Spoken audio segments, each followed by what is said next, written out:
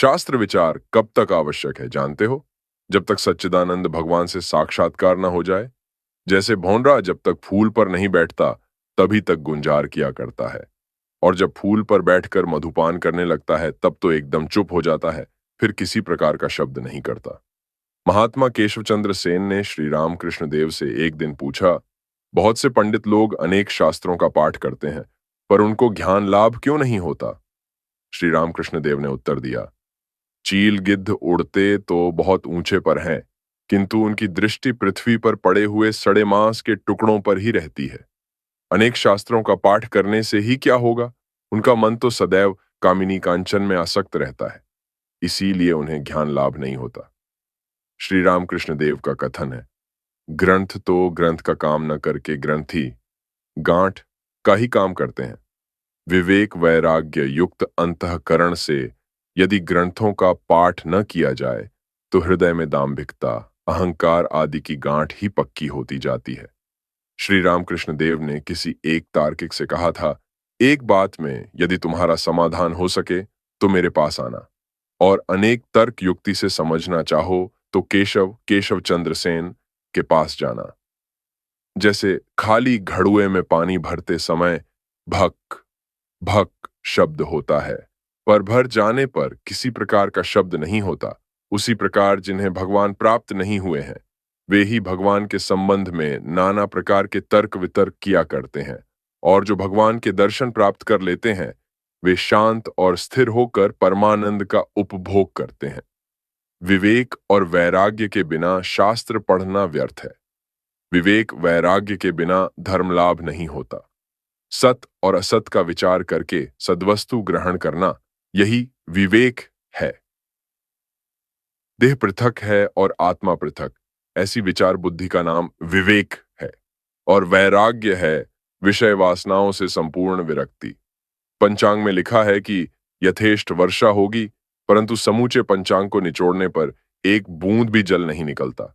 इसी प्रकार पोथियों में अनेक धर्म विषयक बातें लिखी हैं, पर केवल पढ़ने से ही कोई लाभ नहीं होता, साधना की आवश्यकता होती है। एक बगीचे में दो आदमी घूमने गए।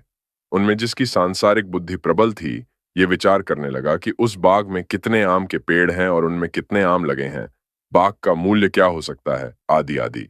और दूसरा आदमी बाग के मालिक के साथ मित्रता कर पेड़ के नीचे बैठकर एक एक करके आम तोड़ता गया और खाता गया।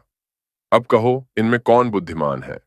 आम खाओ तो पेट भरेगा, केवल आम गिनने और पत्तों का हिसाब किताब करने में क्या रखा है?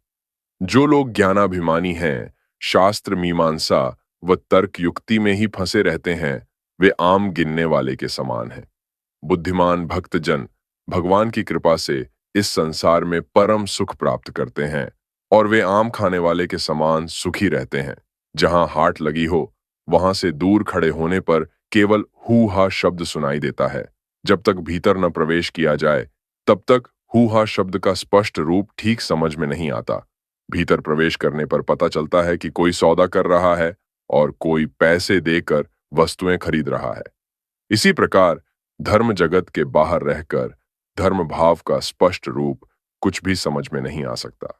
इस संसार में सब वस्तुएं झूठी हो चुकी हैं, केवल एक ब्रह्म ही झूठा नहीं हो सका है।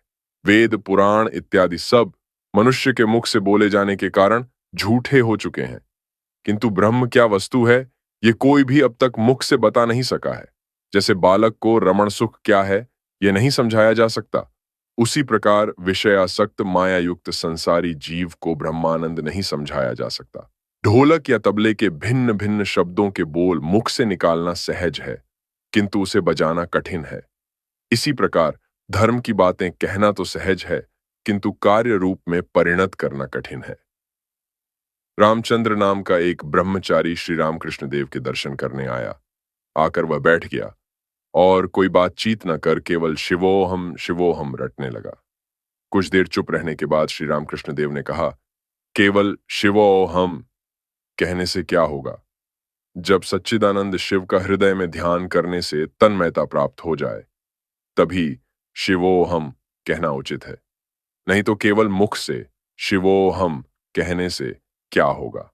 जब तक ऐसी अवस्था ना हो जाए, तब तक सेव्य सेवक भाव ही अच्छा है। श्री राम कृष्ण देव के ऐसे उपदेश द्वारा उस ब्रह्मचारी को चैतन्य हो गया और जाते समय वह दीवाल पर लिख गया। श्री राम कृष्ण देव के उपदेश से ब्रह्मचारी रामचंद्र को आज से सेव्य सेवक भाव प्राप्त हुआ।